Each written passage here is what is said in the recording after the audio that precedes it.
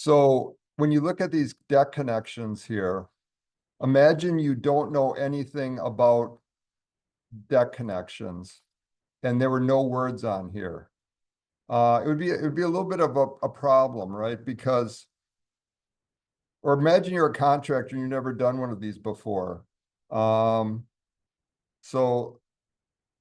for example, this one says 90-pound felt gasket on flashing at lag bolt. So it's trying to keep the water from sucking into that hole through into our building. So that's why there's 90-pound felt to kind of seal around that. So if you just drew a line there, would they have any idea what that line was? No, nobody would. And then the other thing that they did that's kind of interesting on this detail is, I was talking to a student about this. They have their rim joist, their standard rim joist, and that's got an X drawn through it.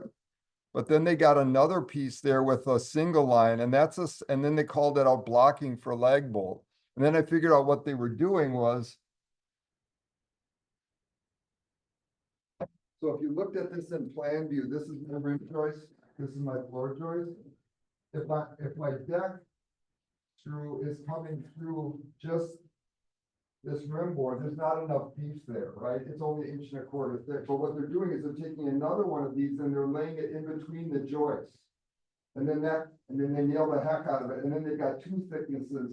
So now they're spreading that load, and the threads are through two thicknesses of rib joists. And so that's an intermediate blocking between these floor joists. So the words are super important. So I'm going to just show you a couple examples on that house I did out on French Island.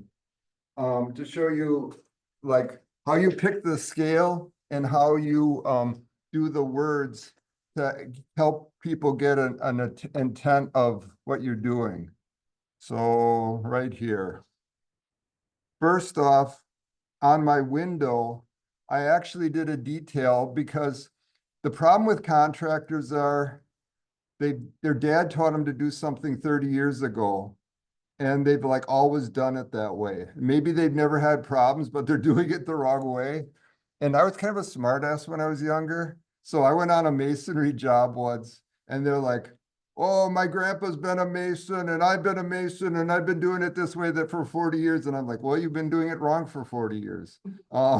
Because there are improvements that we need to do. So on how to install a window, I actually did a little 3D diagram and I did steps on how I wanted the windows installed so that they wouldn't leak, so that the flange of the window would go under the top head of the Tyvek, and then that would be taped back over the flange of the window so it would never trap water into it.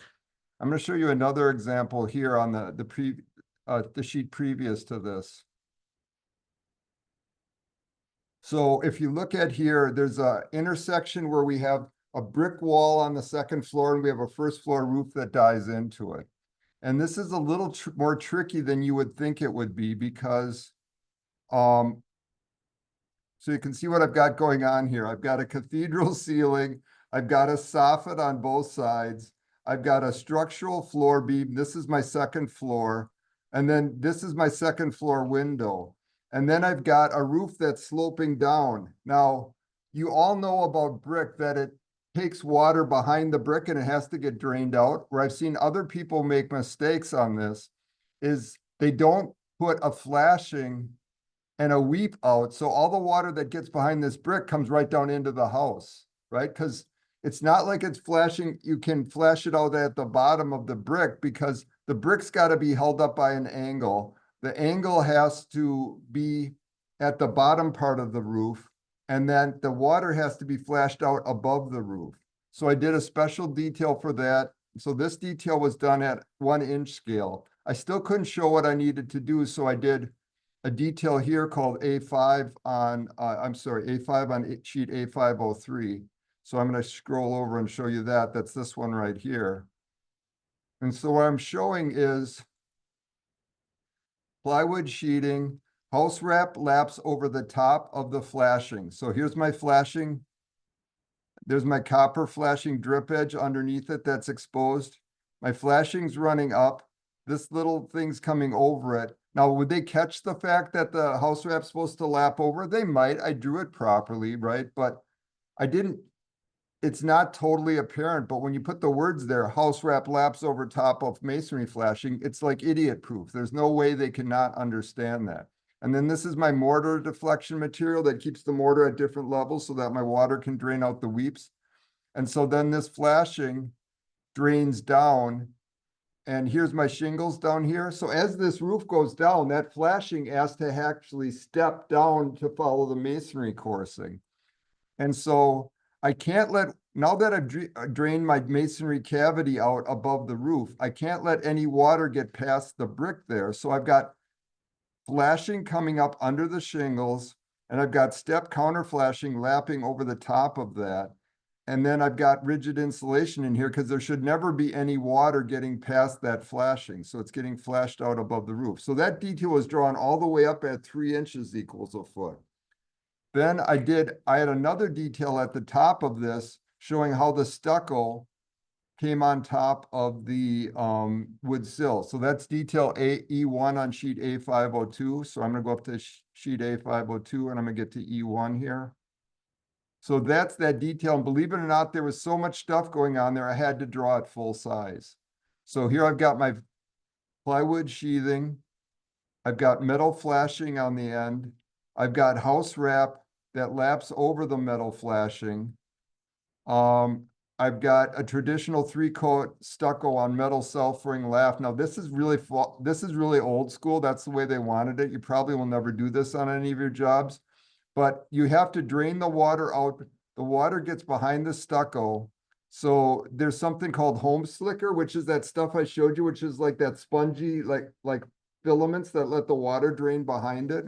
So this is like my drainage plane, and it had to be a gap there so that that water could drain out over onto this flashing. And so I told them to leave a 1/4 inch gap for drainage and airflow. And then the flashing comes up, and then there's a cut stone sill, and then there's sealant below the flashing to keep any water that's like on wind-driven rain from getting behind the flashing. So you can see there's just a tiny little detail where a piece of stucco is sitting on a windowsill. There's all kinds of notes. They would never figure everything out there without all those notes.